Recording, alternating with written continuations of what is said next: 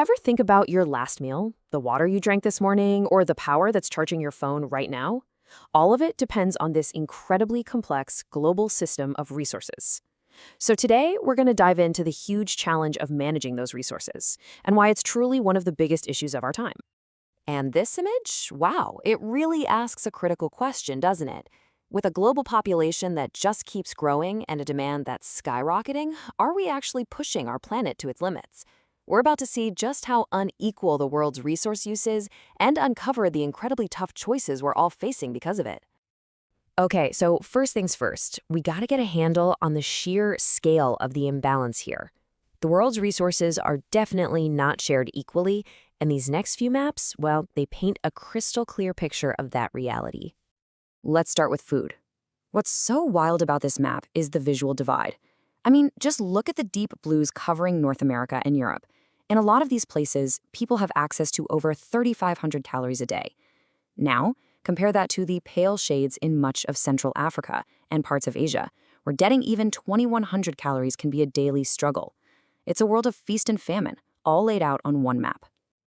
And guess what? The story's the same with energy, but honestly, it's even more extreme. The difference is just staggering. We're talking a factor of more than 100 between the highest and lowest consumers. This map isn't just showing who uses the most electricity. It's basically a map of industrialization, of wealth, of modern life. And what's really at stake here is that our whole global economy is built on this deeply unequal foundation.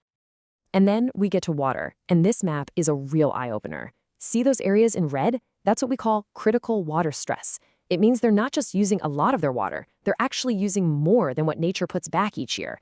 They're often drilling deep for ancient water that won't be replaced. This is just completely unsustainable, and it puts millions and millions of people in those regions at huge risk. So these maps are painting a pretty stark picture of an imbalanced world. But the big question is, how did we even get here? What are the deep-rooted forces that have sliced up the world's resources so unevenly? It's a huge question, right? But it really boils down to a few key things that all work together to create the patterns we've just been looking at. So first off, it starts with just plain old physical geography. You can only find oil where it happened to form millions of years ago, and some climates just get way more rain than others. Simple as that. But then, economic power kicks in. A wealthy country can build massive dams, pipelines, and just import whatever it doesn't have. A poorer one often can't. And finally, you have population growth and our own consumer demand acting like this massive amplifier, cranking up the pressure on whatever resources are there to begin with. All right, to really see how all this works in the real world, let's zoom in on one specific country. You'd think a place like the United Kingdom, all rainy and wealthy, would have no water problems at all. Well, the reality is a whole lot more complicated. And this right here, this is the heart of the UK's water puzzle. Basically, all the rain falls in the hilly, less populated north and west. But where do most of the people live? In the flatter, much drier south and east. So, long story short, the water and the people are in two totally different places, and that creates a massive logistical headache. And to make things even trickier, that geography problem is getting slammed by a huge increase in demand. Get this, since 1970, the amount of water each household uses has shot up by 70%.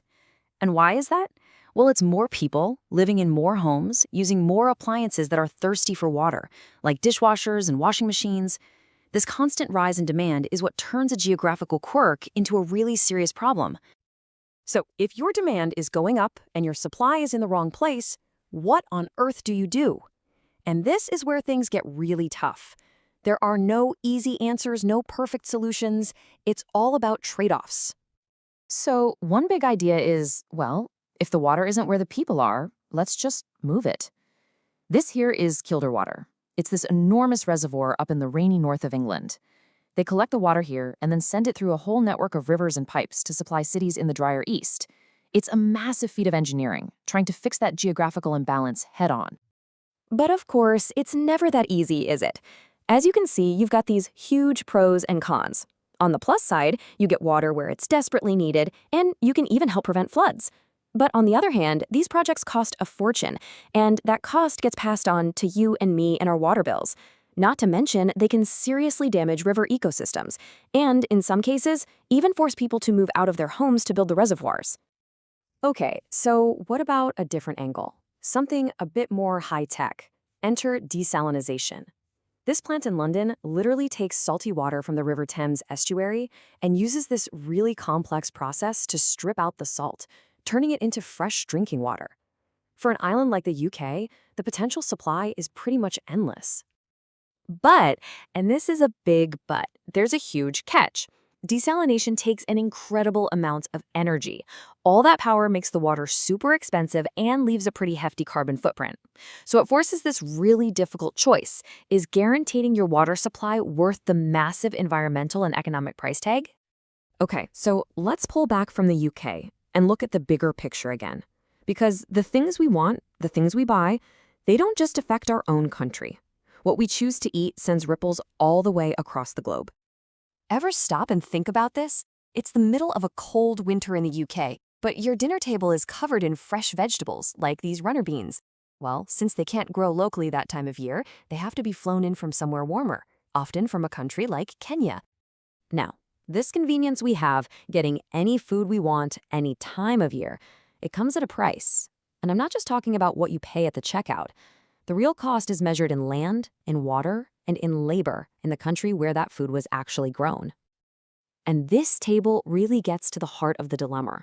For a country like Kenya, yeah, exporting vegetables to the UK creates jobs and brings in vital cash for their economy. But there's a serious downside. That fertile land and that precious water are being used to grow crops for Europe instead of for the local people. This can put a massive strain on Kenya's own resources, creating this complex situation where our dinner plates in London are directly connected to their water supplies in Nairobi. And that really brings us to this final, fundamental question. We've seen that food, water, and energy are pretty much the building blocks of a good life, right? But as our world gets more and more connected and our demands keep growing, the challenge of making sure everyone has enough of these basics just gets exponentially harder. It really forces us to think about what development actually means and what kind of responsibilities we all have in a world where resources are ultimately finite.